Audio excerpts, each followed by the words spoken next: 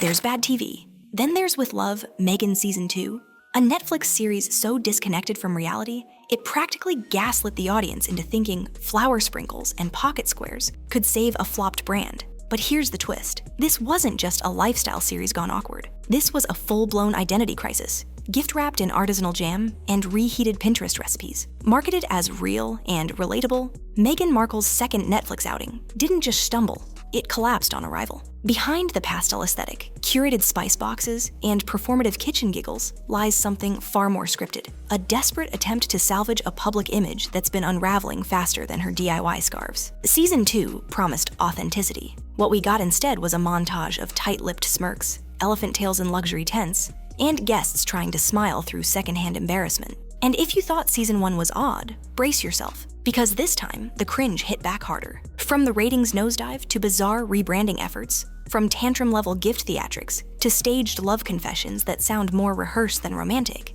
this show didn't just miss the mark, it erased it altogether. And yet, Meghan still insists it's the world that doesn't get her. But what happens when the illusion of relatability finally collapses under the weight of its own contradictions? When does every failed attempt at authenticity expose just how carefully calculated the entire operation really is? Buckle up, because this isn't just a review, it's an autopsy.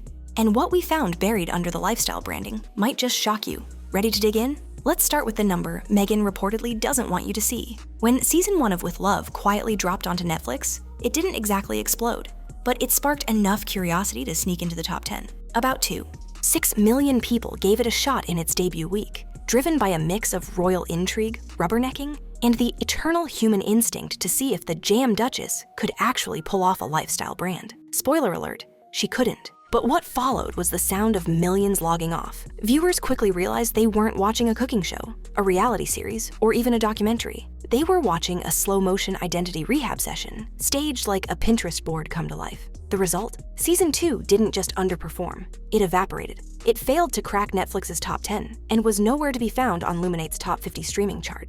Translation? Fewer than 1.1 million people could be bothered to watch within the first 2 days. And for someone like Meghan, that stings. Because behind every glitter-wrapped gift basket and tight-lipped grin is a woman who's obsessed with numbers. We've seen it before.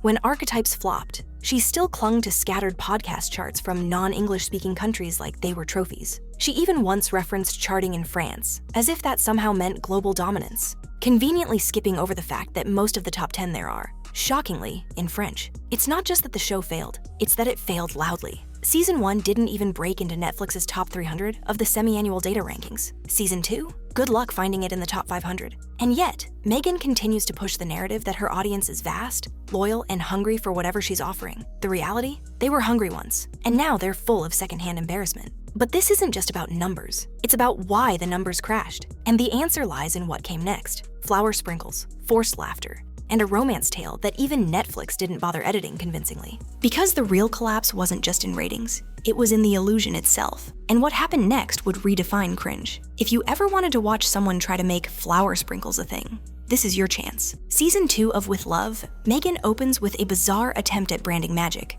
A random phrase that sounds like it was pulled from a 2012 Etsy shop and presented like it's the next pumpkin spice latte. Meghan proudly declares her love for flower sprinkles, like she's unveiling a revolutionary concept, only to be gently clowned by guest Tan France, who quips, "That's the gayest thing I've seen in a long time." And the awkward laughter that follows? Oh, it's Olympic level. But that's the thing with Meghan's show. It's not funny on purpose. It's funny because it tries so hard to be effortlessly charming. These guests are not her friends. They're Netflix props dressed as acquaintances, enlisted to smile, nod, and act like flower sprinkles are part of the cultural lexicon. Meghan, meanwhile, sits across from them with frozen poses and calculated expressions, smirking like she's already imagining the screen cap for her next inspirational Instagram post. The entire scene plays like a lifestyle improv class gone wrong. Everyone's pretending this is normal, that gifting spice containers wrapped in scarves is something relatable people do, and that conversations about how you fell in love on your third date in a luxury tent in Botswana are casual dinner table talk. Spoiler, they're not. Even Tan, who's clearly doing his best to be a good sport, can't help but prod the fairy tale. "You really fell in love that quickly?" he teases, practically side-eyeing the Netflix camera.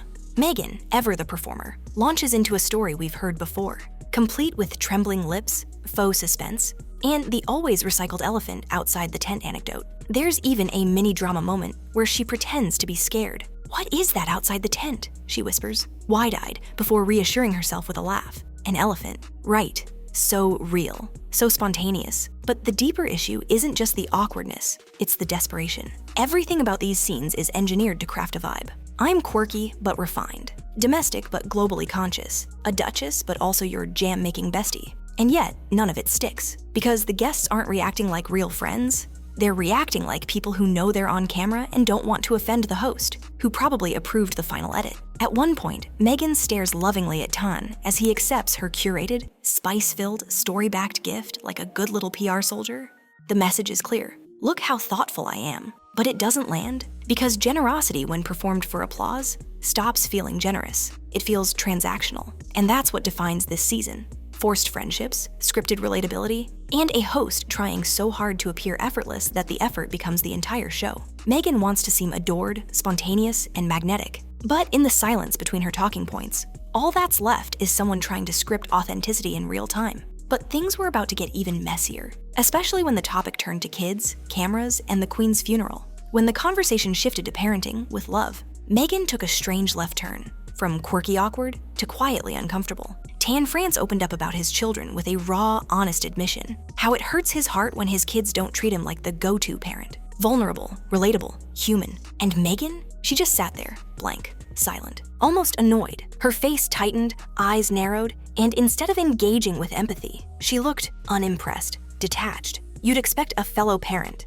especially one supposedly building her brand around motherhood and relatable womanhood, to nod in solidarity, maybe share a laugh, a tear, a warm story. But no, Meghan simply dropped her eyes and muttered, "Oh, I know." Then came the shocker. "The longest I went without being around our kids was almost 3 weeks. 3 weeks. And just like that, the cozy kitchen vibe froze over. Let's do the math. That time gap? It likely lines up with Queen Elizabeth II's funeral. Meghan was in the UK, front and center in black, with staged sorrow and a single tear. The royal optics were in full effect, but the kids? Nowhere. Not even mentioned? And what made this moment worse was her delivery. She didn't say it like a mother devastated by distance. She said it like a woman auditioning for sympathy, flat, calculated, and curiously emotionless. "I was not well," she adds, as if performing grief from a script she didn't bother to memorize. Was that regret? Guilt? Or just another talking point crafted to make us feel something she never really did? Even more awkward, while Tan shares how much it hurts to feel sidelined by his kids. Meghan pulls a face that reads more like irritation than empathy. The contrast is stark. A real dad sharing his emotional experience versus a duchess pushing motherhood as a marketing tool, but barely able to participate in a conversation about what it means to actually be a parent. And let's be honest, this wouldn't be the first time Meghan's relationship with her children felt more curated than lived. Photos of Archie and Lilibet pop up strategically, never naturally. The children are often talked about in vague, recycled lines. They're 4 and 6. They're little ones. We're enjoying every moment. That's not parenting. That's copy-paste PR. And yet, when people point out how rarely we see her traveling with them, she plays the security card, despite flying solo countless times. One source even claimed Meghan uses her daughter Lilibet as a quiet weapon against the royals, because that child represents something the monarchy doesn't have: access, control, connection. And Meghan's not giving that up. But here's the twist. If you're going to weaponize motherhood, you'd better at least look like you care. And sitting across from a guest pouring out his heart, looking visibly annoyed and disengaged, doesn't scream maternal warmth. It screams brand over bond. In the end, the kids are background props in a Netflix production that's supposed to be about family, love, and lifestyle. But instead of cozy storytelling, we're left with cold optics, awkward pauses, and a duchess who can't seem to remember how to look like she cares, unless the cameras are rolling and the tears are timed. But just when you think the performance peaked, Meghan unveiled her next act. The art of weaponized gift-giving, and it's as desperate as it is decorative. On the surface, Meghan's love language appears to be gifts. Beautifully wrapped, deeply personalized, emotionally layered gifts. But scratch the surface, and it starts to feel less like generosity and more like PR damage control dressed in artisan packaging. Take the now infamous masala daba moment with Tan France. Meghan hands him a traditional Indian spice container wrapped in a scarf, complete with a soft-spoken backstory about how she just happened to find it a year ago in North Carolina and thought, one day this will be for someone special. Enter Tan France. Enter the cameras. Enter the carefully constructed narrative that screams, I'm thoughtful, I'm generous, "I'm the kind of person who makes you feel seen." But what does this really say? That she's been hoarding props for future filmed moments? That she purchases items with no recipient in mind, waiting for the right Netflix guest to assign meaning? It all feels less like spontaneity and more like strategic storytelling. Gifts not for the guests, but for the audience. Yes, this gifting as proof of goodness pattern isn't new. When bullying allegations hit Meghan from both UK and US-based former staffers, allegations reportedly credible enough for multiple outlets like The Hollywood Reporter and Vanity Fair to investigate, her defenders responded with baskets, not legal rebuttals, not formal denials, but testimonials about homemade fruit baskets, curated skincare hampers, and how she always brings us jam. Apparently, jam is the new affidavit. On With Love, Meghan, the basket gifting narrative is turned up to 11. Almost every guest receives a tailor-made present, usually introduced with a meandering monologue about her travels, her taste, her intuition. "I know you love spice. This wrapping is called ferocious. I found this in a boutique no one's ever heard of." The result? A long-winded self-insert dressed up as generosity. And the guest reactions? Polite, grateful, but unmistakably awkward. Because how do you react to a vintage heirloom-style gift from someone you met 5 minutes ago? The vibe is less warm-hearted gesture and more, "You're on my show, now cry on cue." Meghan's gifting isn't about connection. It's about contradiction. It exists to overwrite the bullying narratives, to reframe her public persona as sweet, sentimental, and emotionally attuned. But that's exactly why it doesn't work. Because generosity that's performed for redemption doesn't read as kindness, it reads as a calculation. Even Tan, who genuinely seemed touched by the gift, gets wrapped up in the illusion. Meghan beams at him with that frozen, satisfied grin, the one that says, "Yes, this is the moment they'll clip for TikTok. It's all too perfect, too staged, too edited." And then there's the lingering question. Why is this even part of the show? What exactly is the concept of With Love, Meghan? Is it a cooking show? A lifestyle series? A celebrity talk show? Or is it just one long press release disguised as a Netflix original? Complete with tear-jerking speeches, lifestyle hacks nobody asked for, and gift baskets that scream, "Please forget everything you read about me." Because when the optics are this curated, the message becomes clear. This isn't about hospitality. It's about rehabilitation. Meghan isn't just handing out gifts. She's handing out alibis, one scarf-wrapped spice tin at a time. And just when you thought the awkwardness had peaked, she asked the one question no guest ever wanted to hear. "Did you watch Suits?" It was the moment that launched 1,000 secondhand shudders. There they were, Meghan and one of her guests, Payman Bahmani Bailey, chatting about his unexpected path to mixology. He casually mentions he used to be a lawyer in New York. A natural segue for a deeper conversation? Not in Meghan's world. Without missing a beat and entirely derailing the vibe, she interrupts. "Did you watch Suits?" Silence. Blink. Payman stares at her like she just asked if he watched Judge Judy for bar prep. Then, with a flat expression and zero hesitation, he responds, "No, no." What followed was not laughter, not grace, but what can only be described as one of the most unsettling, soundless, open-mouthed reactions ever aired on a streaming platform.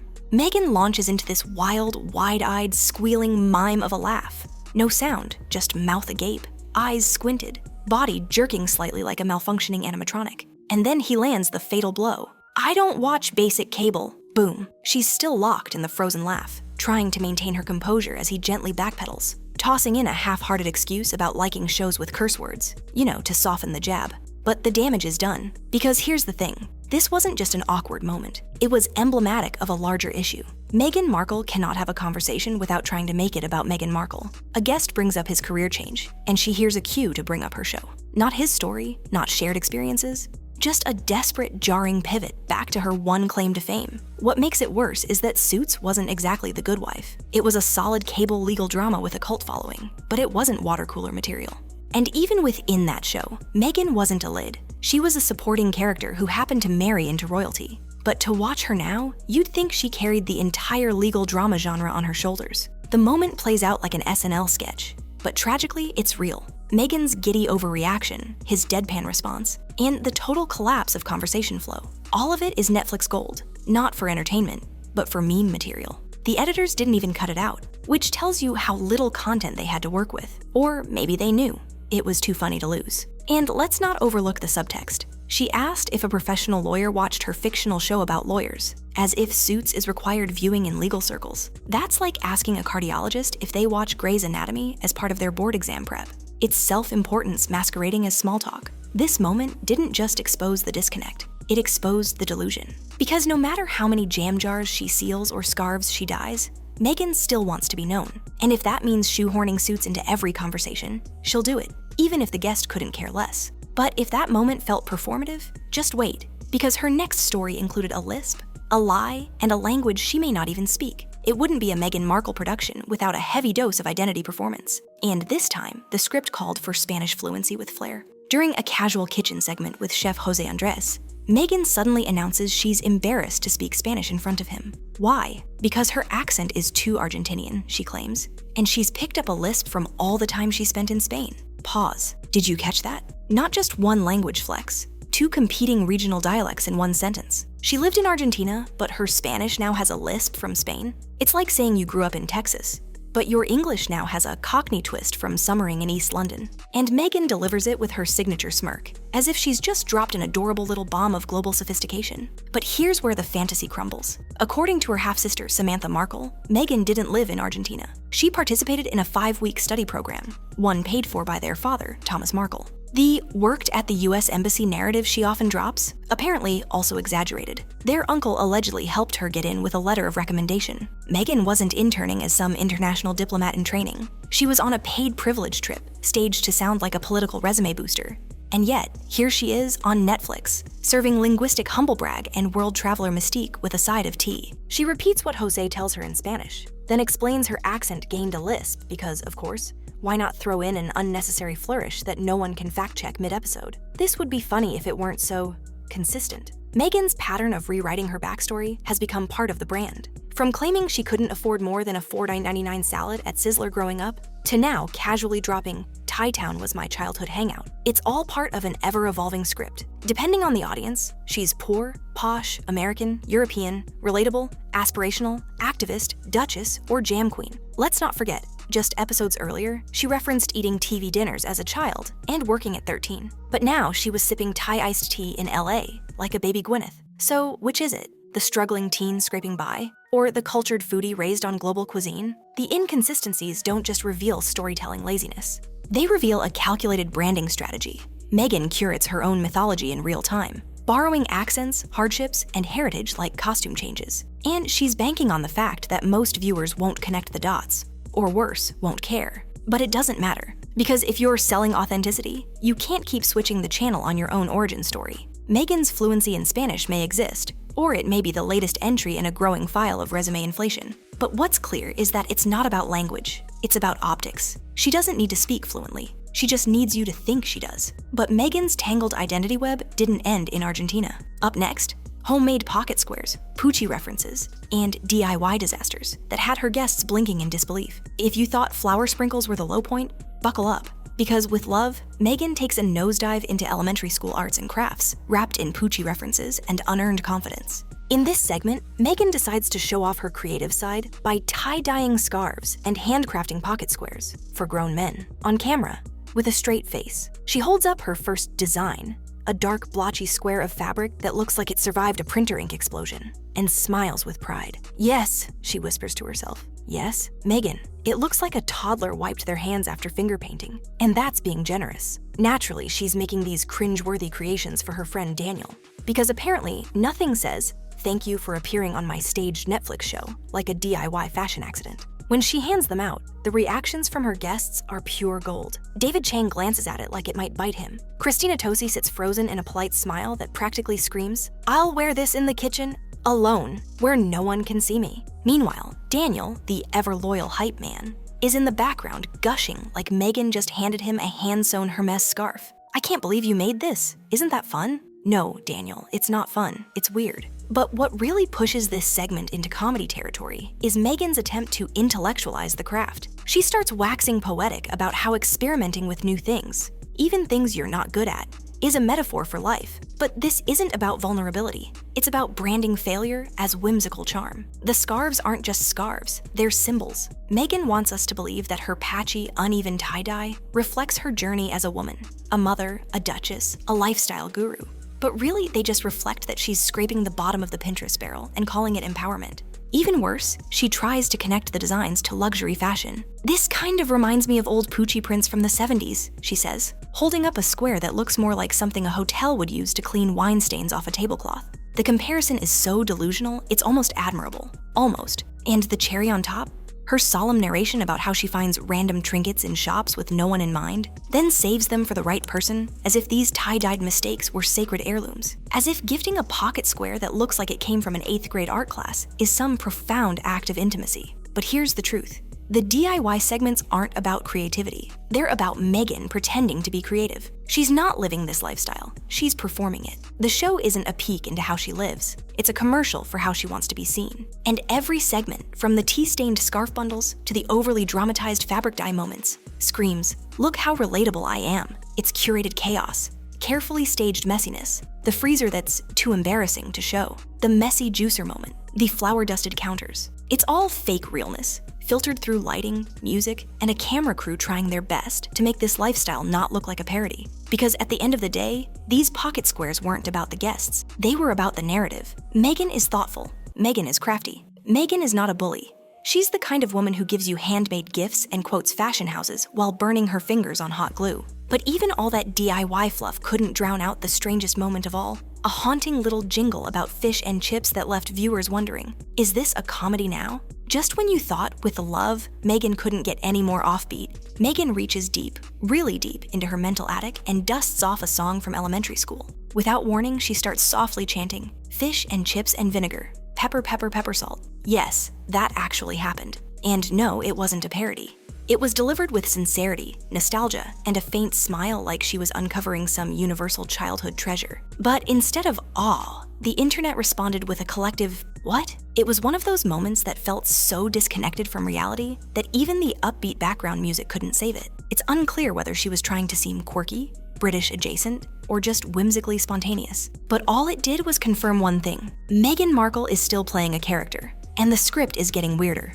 Let's break this down. She's a grown woman, mid-40s, international figure, former senior royal, randomly singing what sounds like a nursery rhyme on a lifestyle show aimed at adults. Not during a joke, not with a kid, not for a reason. Just because. Some viewers speculated she was subtly mocking British culture. After all, fish and chips is as UK-coded as it gets, and Meghan has long played with British imagery when it suits her. Others figured it was another attempt at forced relatability, trying to look nostalgic and grounded. Look at me, I remember cute songs too. But either way, it landed with the grace of a soggy newspaper. The irony? Meghan has spent years painting her childhood as hard. Sizzler salad bars, working at 13, TV dinners, and yet here she is, suddenly recalling whimsical songs from school like she was raised on PBS and bedtime sing-alongs. It's the inconsistency that gets you, because when your entire public image is stitched together from borrowed aesthetics and selective storytelling, eventually the threads start to show. And they showed loudly in this moment. Even the editing couldn't mask how bizarre it felt. Without music, the clip was borderline uncomfortable. Just a woman muttering children's lyrics into the void, while her guests looked politely confused. So what did Netflix do? Cranked up the background music, softened the lighting, and tried to wrap it in wholesome energy. But wholesome doesn't mean authentic. And authenticity is the one ingredient this show can't fake, no matter how many scarf-wrapped spice tins and nostalgic jingles it throws at us. Because the problem isn't the song, it's what the song represents. Another moment where Meghan desperately reaches for an identity. Not a real one, a rehearsed one. Something childlike, sweet, and inoffensive, right before pivoting back into calculated control. And speaking of control, Meghan has a theory about why her show flopped. Spoiler alert, it's not her fault. According to her, it's a Hollywood conspiracy. Let's talk sabotage, celebrity snubs, and the delusions of Duchess-sized victimhood. When in doubt, blame everyone else. And Meghan Markle has taken that principle to near Olympic levels. Because after 2 seasons of With Love, Meghan failed to capture the cultural moment, or even a modest sliver of internet buzz. The Duchess of Rebranding decided the problem wasn't the show, it was sabotage. According to insider leaks, read probably friends with burner phones, Meghan reportedly believes her Netflix series has been hijacked by a grand conspiracy to keep her out of the spotlight. The latest culprit? Taylor Swift. Yes, Taylor's engagement announcement apparently derailed Meghan's press momentum. And in Meghan's eyes, it wasn't a coincidence. It was coordinated. She's convinced, sources say, that every time she tries to launch something, a podcast, a jam line, a scarf collection, a celebrity announcement swoops in and steals the spotlight. It's not random, she allegedly believes. It's orchestrated. A full-blown Hollywood shadow war waged against her by publicists, royal courtiers, and the ghost of relevance. To be clear, the idea that Meghan Markle, a woman who once thought flower sprinkles would go viral, is being strategically undermined by Taylor Swift's engagement post is the kind of narcissistic delusion most publicists would gently walk their clients away from. But not Meghan. For her, this isn't just career turbulence. It's victimhood with a tiara, and it gets juicier. Reports say she's privately seething about the lack of celebrity support. No one reposts, as ever. No one shouts out the show. Dolly Parton allegedly refused to appear on With Love, Meghan, and insiders say that rejection hit hard. Meghan apparently told friends she believes the royal family, yes, Buckingham Palace, is coordinating a campaign to keep her isolated in Hollywood because nothing screams royal power move like not endorsing Jam. But here's the twist. While Meghan is spiraling over being iced out of the A-list has quietly circled back to the royal family. George and Amal Clooney, Beckham and Posh, even stars who once attended Meghan and Harry's wedding have allegedly distanced themselves. The narrative from her camp, that it's not natural drift, it's managed, controlled, manipulated by royal forces to clip her wings. Meanwhile, Prince Harry is apparently drawing no crowds and fewer headlines. And insiders say even the Invictus Games Committee is getting cold feet about his presence because he's become too divisive, too distracting, especially when Meghan shows up to turn the event into a soft launch for her wardrobe. It's not hard to see what's happening here. Meghan's playbook has shifted from reinvention to retaliation. Every failure is rebranded as sabotage. Every silence from a celebrity, proof of betrayal. Every missed opportunity, a plotted snub. The Duchess, who once claimed she was free from palace drama, now lives in a storyline even The Crown wouldn't dare script, where jam jars are taken down by royal operatives, and Taylor Swift is an accidental agent of media espionage. And yet, through it all, Meghan remains defiant. Friends say she's determined not to be pushed out of Hollywood. But determination isn't the problem. Perception is. Because no matter how many lifestyle shows, heartfelt monologues, or curated gift baskets she produces, the truth remains the same. She's not being sabotaged. She's just not connecting. But nothing reveals the unraveling quite like what came before this Netflix phase. When Meghan's brand was all about empowerment, diversity, and inspiration, before she traded it all for pocket squares and pasta, once upon a time, Meghan Markle was seen, by some, as a modern-day trailblazer, an American actress turned duchess, biracial, outspoken, and a feminist. She visited underprivileged schools. She spoke about gender equality. She stood at the podium for International Women's Day like she was ready to lead a revolution. For a brief moment, she wasn't just in the spotlight, she was the spotlight. But then something shifted. The empowerment icon brand began to feel inconvenient, hard to monetize, harder to control. So she traded it in. Out went the speeches. In came the tie-dye. Out went representation. In came recipe cards, awkward gifting, and product placement disguised as emotional vulnerability. The woman who once emailed schools asking if she could show up to inspire diverse students is now showing up on Netflix with jam jars and juice cleanses. What happened? Take a closer look. Meghan's last solo engagement as a working royal was at Robert Clack Upper School, a place chosen, not coincidentally, for its diverse, low-income student body. And it worked. Students praised her. Teachers called her visit empowering. Local kids, many from immigrant backgrounds, looked up to her as a symbol of possibility. But now, that moment's been memory hold, because it no longer serves the narrative. Now, we get faux friend beach picnics. Bad DIY projects are passed off as designer. Nostalgic elementary school songs that seem more like smokescreens than memories. We get a lifestyle brand built on the aesthetic of authenticity, without a single authentic moment to hold it up. Meghan didn't evolve. She pivoted. Hard. From activist to aestheticist. From speeches about social change to monologues about scarf wrapping techniques. Why? Because the empowerment narrative required consistency. It required work. It required depth. But a lifestyle duchess? She just needs a mood board and a good angle. And maybe a guest who pretends they're amazed by her turmeric-infused spaghetti. And when that doesn't land, blame the media. Blame Taylor Swift. Blame the palace. Blame literally anyone except the woman who burned through every version of herself until nothing stuck. That's the real tragedy here. Meghan Markle once had the world's attention, and she used it to center herself, not the cause, not the community, herself. And when people stopped clapping, she didn't listen, she doubled down. Which is why, with Love, Meghan isn't just a flop, it's a symptom. A visual representation of a woman trying on identities like outfits, hoping one finally fits. But when the foundation is hollow, no amount of branding can make it stick. The scarves don't cover the cracks. The jam doesn't sweeten the contradictions. And behind it all is a truth even Meghan can't DIY her way out of.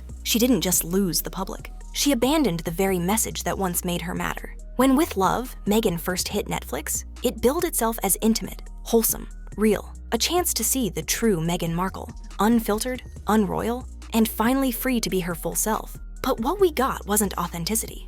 It was acting. A lifestyle show starring a woman who seems to have no idea what her actual lifestyle is. Gone is the woman who once spoke of glass ceilings and social justice. In her place stands a duchess-turned-ambassador of jam, giving awkward gifts to strangers and forcing small talk like it's community theater night. Meghan didn't just abandon her message.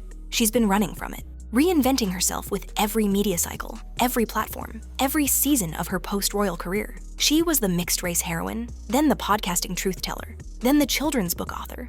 And now, she's your lifestyle guru who sings about fish and chips and dyes scarves no one asked for.